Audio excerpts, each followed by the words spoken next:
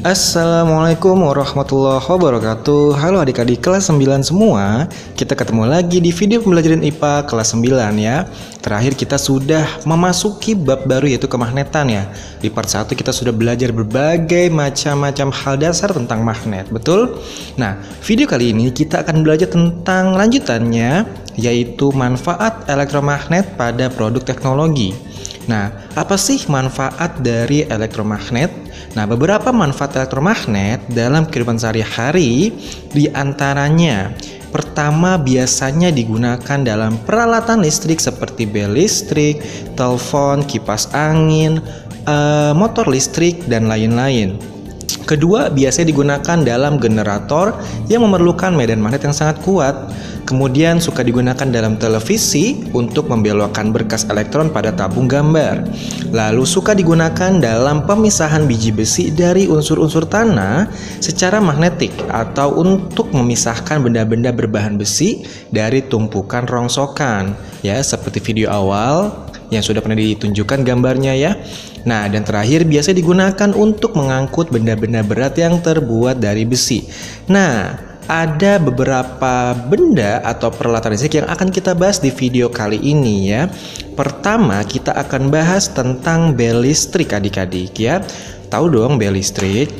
Bel listrik ini adalah peralatan yang memanfaatkan elektromagnet dalam sistem kerjanya. Nah, ini adalah gambar dari bel listrik. Nah, sekarang bagaimana ya bel listrik ini yang ada di dalamnya ada apa saja sih sebenarnya? Nah, kita akan coba cek bagian-bagian bel listrik yang dipasang. Ya, nah ini gambarnya dan ternyata bel listrik ini ada beberapa komponen. Kalau kita lihat di sini ada pertama ada elektromagnet ya. Nah, ini sepotong besi lunak yang dibengkokkan membentuk huruf U. Nah, pada masing-masing ujungnya dipasang penggulung kayu. Nah, di sekeliling penggulung kayu dililitan kawat tembaga terisolasi dengan jumlah lilitan yang banyak. Salah satu ujung dari kawat tembaga yang terisolasi itu dihubungkan dengan terminal dan ujung lainnya dihubungkan ke batang kuningan.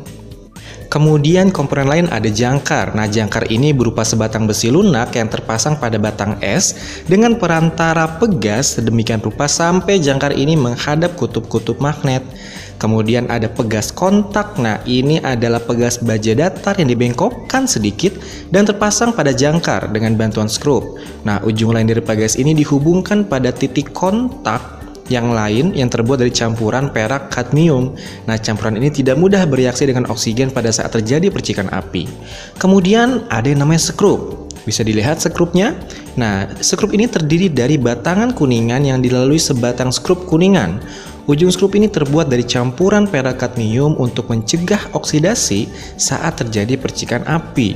Nah, skrup kontak dapat mengubah frekuensi dari bel bunyi. Batang kuningan itu dihubungkan ke terminal oleh seutas kawat tembaga. Nah, sekarang baru yang terakhir adalah pemukul atau gong.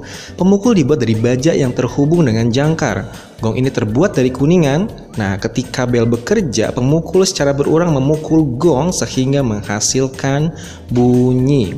Nah, bagaimana cara kerjanya? Nanti baca sendiri di buku paketnya ya, pasti ada. Lanjut. Nah, sekarang kita akan bahas tentang motor listrik.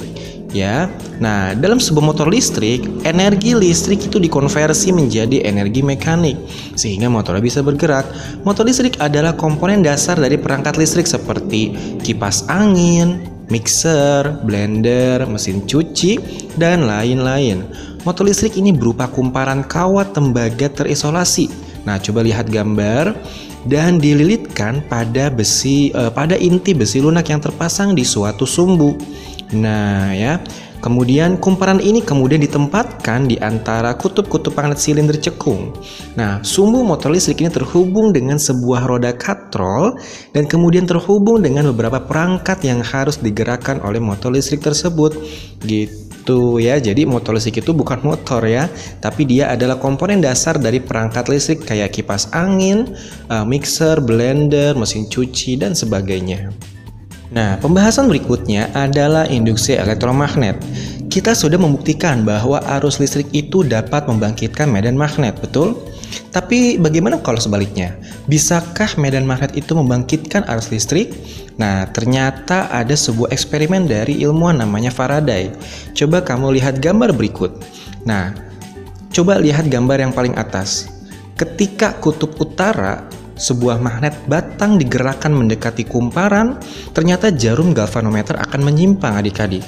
Nah, ini berarti ada arus di dalam kumparan. Tapi ketika magnet diam atau tidak bergerak di dalam kumparan, jadi didiemin nih magnetnya, ternyata jarum galvanometer juga akan diam atau tidak menyimpang.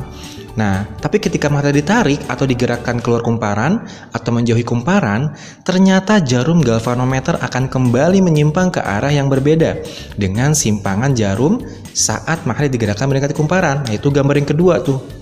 Nah, ternyata jika magnet digerakkan terus-menerus, maka akan timbul arus listrik di dalam kumparan dengan arah berubah-ubah, dan inilah yang kita kenal dengan arus bolak-balik atau AC. Nah, gejala mengalirnya arus listrik dalam suatu kumparan akibat digerakkannya magnet keluar masuk kumparan, inilah yang disebut dengan induksi elektromagnetik. Sedangkan beda potensial yang menyebabkan arus tersebut mengalir ini dinamai dengan gaya gerak listrik atau GGL gitu ya. Nah, gejala ini pertama kali ditemukan oleh seorang ilmuwan namanya Michael Faraday. Gitu adik-adik ya. Nah, pembahasan berikutnya kita akan masuk ke teknologi listrik berikutnya, yaitu generator listrik. Kamu tahu dong, pasti masih ingat bahwa pada pembangkit listrik seperti PLTA, PLTU, PLTB, PLTS terdapat perangkat generator untuk mengubah energi gerak dari turbin menjadi energi listrik. Nah, ini didasarkan pada prinsip induksi elektromagnet adik-adik, yaitu jika sebuah magnet digerakkan di dalam sebuah koin atau sebaliknya, maka arah induksi berupa arus bolak-balik akan muncul di dalam kumparan atau koin tersebut. Jadi koin ini maksudnya kumparan ya. Nah, ternyata generator juga dapat menghasilkan arus searah atau arus DC dengan mengubah arus listrik bolak-balik menjadi arus searah melalui cincin belah. Nah, kalau kamu lihat gambar, ini adalah gambar dari generator ya, yang mengubah energi gerak dari turbin menjadi energi listrik. Nah, kemudian ini adalah gambar perbedaan generator arus bolak-balik dengan generator arus searah ya. Kalau generator arus AC itu memiliki dua cincin, perhatikan gambar paling kiri, sedangkan generator arus searah atau DC memiliki satu cincin ya. Nah, yang dapat mengubah arus AC menjadi arus DC. Nah, generator arus bolak-balik ini biasa disebut dengan alternator. Pada generator arus bolak-balik terdapat yang namanya rotor dan stator adik-adik. Rotor ini adalah bagian generator yang berputar, sedangkan bagian generator yang diam disebut stator. Nah, kumparan berputar dalam kutub utara dan kutub selatan medan magnet, ini yang hasilnya nanti akan menghasilkan arus bolak-balik. Sedangkan pada generator arus DC atau arus searah, ini disebut dengan motor listrik. Jadi motor listrik yang ada di blender, di mixer dan segala macam ini menggunakan generator arus searah atau DC ya. Pada generator arus searah juga terdapat rotor dan stator. Nah, arah induksi yang timbul pada ujung-ujung kumparan dihubungkan dengan cincin belah yang selalu terdapat polaritas listrik yang berbeda, yaitu positif dan negatif. Dengan demikian, arus listrik yang mengalir melalui rangkaian selalu satu arah, yaitu mengalir dari komutator berpolaritas positif menuju komutator berpolaritas negatif. Nah, baru poin terakhir kita akan bahas tentang dinamo sepeda. Pernah naik sepeda dong? Nah, apa kamu pernah melihat dinamo sepeda? Dinamo sepeda ini adalah generator kecil yang dapat menghasilkan arus listrik yang kecil juga. Seperti generator pada umumnya, prinsip kerja dinamo sepeda ini adalah mengubah energi gerak menjadi energi listrik. Nah, pernah nggak kamu melihat lampu sepeda itu akan menyala ketika kita mengayuh sepedanya? Nah, itu namanya memakai dinamo sepeda, mengubah energi gerak menjadi energi listrik. Nah, kalau kamu perhatikan gambar, dinamo yang terpasang di samping roda depan ini mempunyai kepala rotor yang dapat terhubung dengan roda sepeda. Sehingga ketika roda berputar, maka rotor dinamo juga berputar dan timbullah energi listrik yang dapat menyalakan lampu sepeda. Jadi lampunya bakal menyala kalau kita mengayuh sehingga rodanya berputar, akhirnya dinamonya bekerja gitu. Semakin cepat kita mengayuh sepedanya, maka semakin terang nyala lampunya ya. Mau dibuktikan? jangan lupa dibeli lampu sepedanya. Oke. Nah, mungkin sekian dulu kali ya materi kita pada video kali ini. Kita sudah belajar tentang alat-alat listrik ya. Tadi ada bel listrik, kemudian ada apa lagi? Ada motor listrik, kemudian ada generator listrik, dan terakhir kita sudah belajar tentang dinamo sepeda ya. Next kita akan belajar tentang transformator, bukan terminator ya. Nah, tunggu video berikutnya, oke? Jangan lupa di subscribe video ini ya, biar kamu tahu updatean video-video terbaru dari kakak, oke? Sekian dari Kak Mahes, kurang lebihnya mohon maaf. Assalamualaikum warahmatullahi wabarakatuh.